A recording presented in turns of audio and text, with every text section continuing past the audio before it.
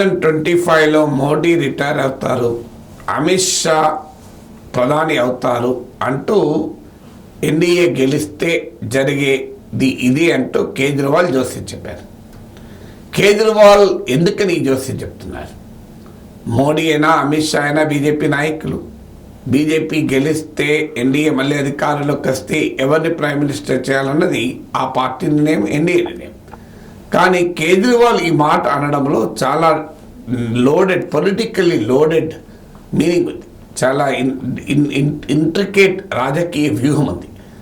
ఎందుకంటున్నాడు అంటే బీజేపీలో కానీ బీజేపీ ఆవలకు కానీ అంటే ఎన్డీఏలో భాగస్వామ్యంలో అయిన మిత్రపక్షాల్లో కానీ మోడీకున్న యాక్సెప్టబిలిటీ అమిత్ షాకు ఉండదు.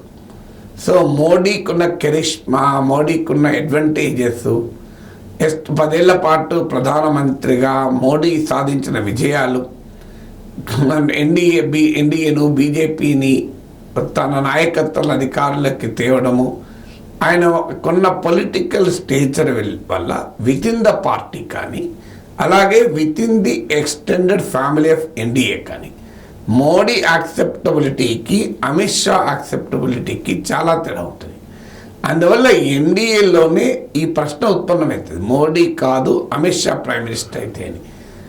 రెండవది, బీజేపీకి ఒకవేళ ఇప్పుడున్న 300 సీట్లు రాక అనేక రకాల ప్రిడిక్షన్స్ వస్తున్నాయి. సొంతగా మెజారిటీ బీజేపీకి రాకపోవచ్చు అని. యువగణాల్లో 220 వస్తాయనేటోళ్ళు ఉన్నారు, 250 వస్తాయనేటోళ్ళు ఉన్నారు. ఒకవేళ బీజేపీ బలం గణనీయంగా తగ్గి బీజేపీకి సొంతగా, బీజేపీ కానీ ఈవెన్ ఎన్డీఏ కానీ సొంతగా మెజారిటీ రాని పరిస్థితుల్లో ఉంటే కొత్త రాజకీయ పార్టీలను కలుపుకోవాల్సి ఉంటుంది. అంటే ఎన్డీఏను రివైజ్డ్ ఎన్లార్జ్ ఎడిషన్ లాంచ్ చేయాలి. ఎన్డీఏ కొత్త రూపం సంతరించుకోవాలి, కొత్త పార్టీలతో కలుపుకొని. అది జరగాలి అంటే అమిత్ షా ఉంటే సాధ్యం కాదు, అది మోడీ ఉంటే సాధ్యం అవుతుంది. ఎందుకంటే మోడీ మమ్మల్ని వాళ్ళు గెలిపిస్తాడు, రాజకీయంగా మోడీ ఇమేజ్ మాకు ఉపయోగపడుతుంది అనుకొని కొన్ని పార్టీలు చేరే అవకాశం ఉంటుంది.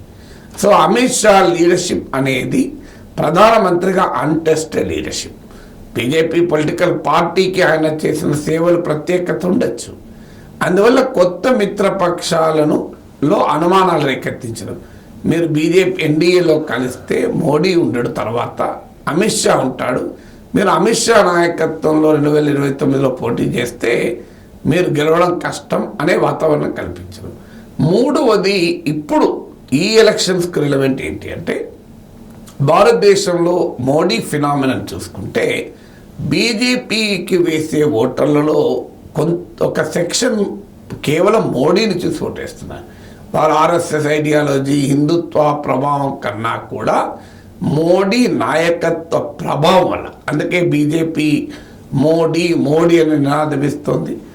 మోడీ కూడా బీజేపీ గ్యారంటీలు అనడం లేదు, మోడీ కా గ్యారంటీ అంటున్నాడు. మీరు ఎక్కడ తిరిగినా బీజేపీ గ్యారంటీ అన్నాడు, ఎన్డీఏ గ్యారంటీ అన్నాడు, మోడీ కా గ్యారంటీ అంటాడు.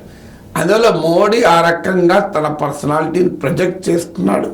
ఒక రకంగా మోడీ బీజేపీని మించిన నాయకుడే, larger than life image.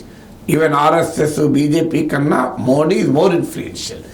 National election study CSDS Lokniti వాళ్ళ స్టడీ ప్రకారం 2019లో బీజేపీకి ఓటు వేసిన ప్రతి 3 ఒకరు మోడీని చూసి ఓటేశారు. కర్ణాటక లాంటి రాష్ట్రాలు అయితే ప్రతి 2 ఒకరు మోడీని చూసి ఓటేశారు. అందువల్ల మోడీని చూసి ఓటు వేసే వారిలో అనుమానం కలిగించడం. మీరు మోడీని చూసి మళ్ళీ ఓటు వేయకండి, మోడీ ఉండడు ప్రైమ్ మినిస్టర్, అమిత్ షా ఉంటాడు.